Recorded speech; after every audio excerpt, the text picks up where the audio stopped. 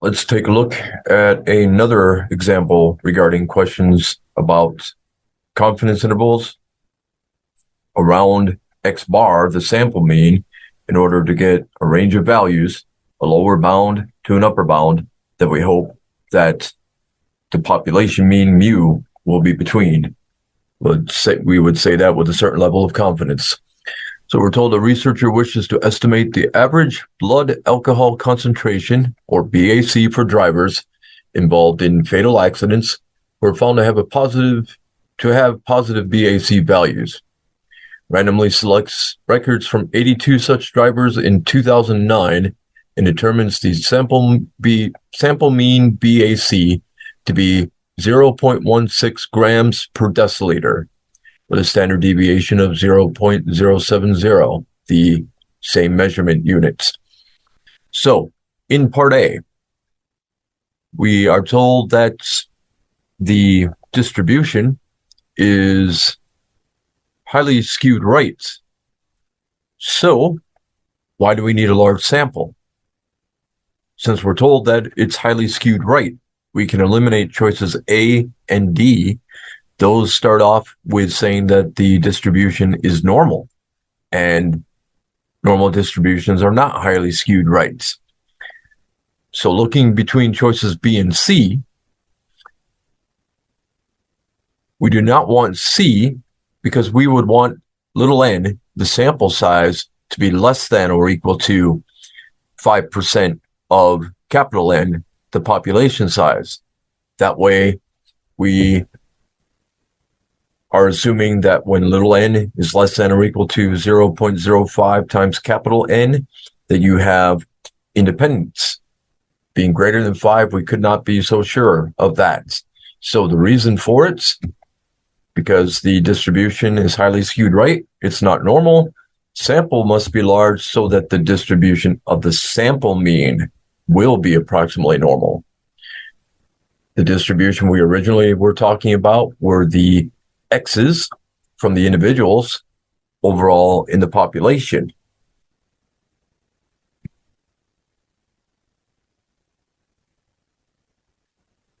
Recently, there were approximately 25,000 fatal crashes in which the driver had a positive BAC.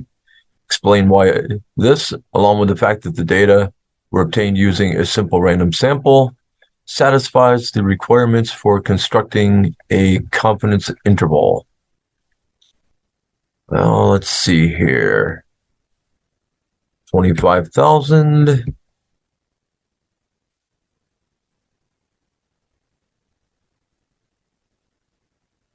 times 0.05.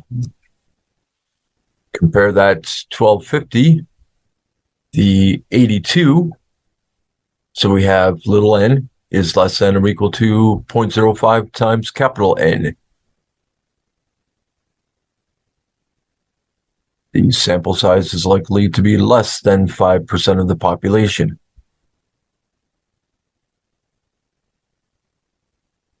That gives us the assumption of independence. So we're going to determine and interpret a 90% confidence interval for the mean BAC in fatal crashes in which the driver had a positive BAC. Okay, so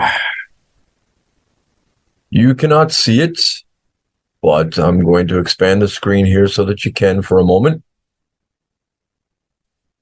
In this textbook, this is telling me that comes from Chapter 9, Section 2, question or exercise 27 at the end of the section. Then we have this dash T. What that dash T means is we are expected to use technology to help us answer this question. Now, that accompanied by the lack of a link to tables, then that's telling me, I also don't have a link to StatCrunch apparently.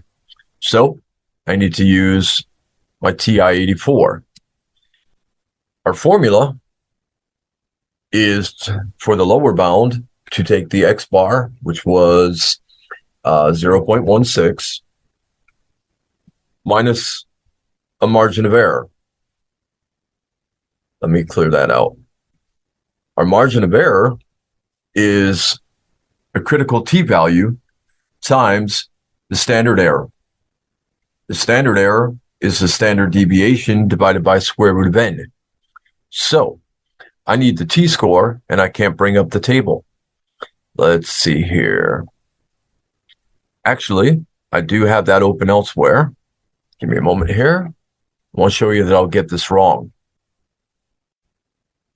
Or at least I highly suspect that I will get it wrong. However, while I paused the recording, the question closed up on me. So let me go through some of this again real quick. Same answer, though, in a different place there. Now we're comparing 60 against 1,250. So again, sample size is likely less than 5% of the population, giving us independence. All right, they still want a 90% confidence interval. So let's see here. The sample size of 60.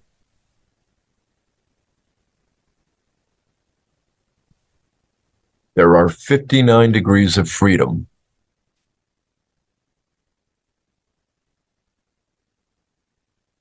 That is not listed. That's one reason we're being expected to use technology. Number two, notice that as you go up any column, the values are increasing because we lack the certainty for the exact number of degrees of freedom to play it a little more conservative and have a better chance of having mu be within this 90% confidence interval. The approach would be to go with the lesser degrees of freedom, unless you've got a super large sample, apparently, like in the tens of thousands or something like that. But, okay, so I would go with 50. Now they're talking about a 10% confidence interval. Sorry, a 90% confidence interval, what I meant to say, while taking that away from 100% and dividing by 2. That's 10% divided by 2, 5%, or 0.05. I'm going to be looking in this column, because in the right tail, if you combine that with the symmetric left tail, that would give you a total of 0.10 outside, and so 0.90 in between. Scrolling down, again, we don't have 59 degrees of freedom. So in the older conservative approach, I would have to use a critical t-value of 1.676. And I suspect that it's going to mark me wrong for this. So let's try it out. We had, in this new version of the question, because the old one closed up on me, X bar was 0.15. Subtract from that the multiplication of that 1.676 that we just found. Yeah, 1.676 times the standard deviation divided by the sample size of 60. So the 0.070 divided by square root of 60 is our standard error, if I remember correctly. 0.070 is standard deviation for the sample. Dividing that by square root of 60 is the standard error. Multiplying it by the critical value is the margin of error. Subtracting that from the X bar will give us the lower bound, and adding it will give us the upper bound. Again, I suspect that it's going to mark me wrong. So, because I've used the table, we are to round to 3 decimal places. We would want 90% confidence that the population mean blood alcohol content is in the confidence interval. X bar is definitely in between there. Short of any rounding that the calculator might be doing or that we do following that, X bar should be halfway in between. It's going to be 0.135 for the lower bound. And the upper bound, 0.165. Again, I suspect that I'm going to be marked wrong because I used the table, not technology. Okay, I got surprised there, but it could happen in a later part. Now, what would have been expected is using this. Inverse T. Put 0.05 outside. Degrees of freedom was 59. And that would round to, well, if we don't round it, take the absolute value of that, because we've already got a minus and plus in our formulas for lower bound and upper bound. 0.15 minus that answer, well, the negative of it. So let's see here.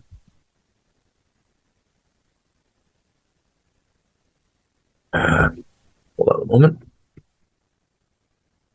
Okay, that answer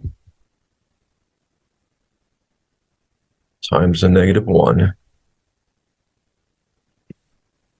Okay, 0.15 minus that times the 0.070 divided by square root of 60.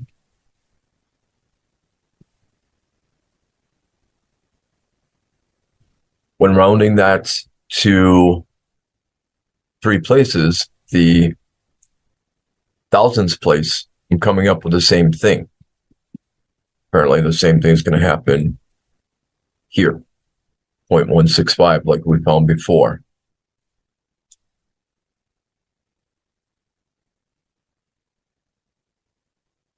But I think it's totally possible that in a different situation, it could have rounded differently.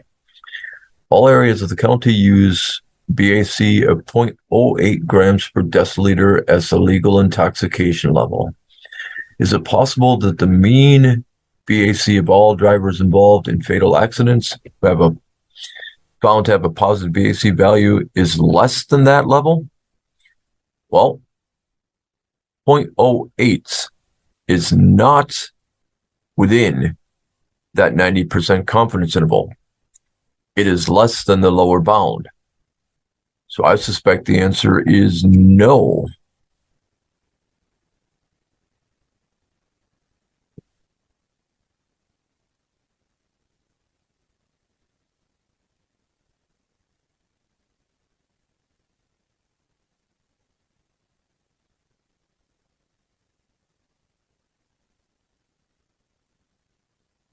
There's still a chance, but I don't think, since it's a 90% confidence interval,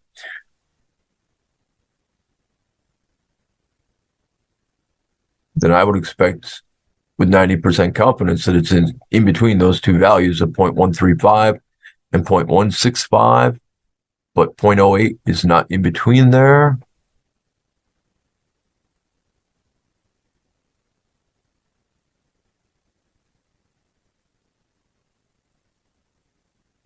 There we go. Looks like choice D.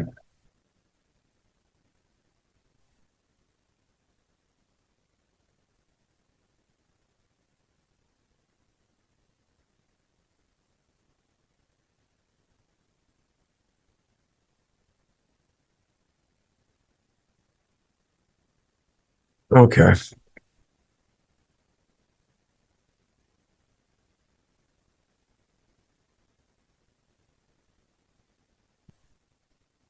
Out choice B there.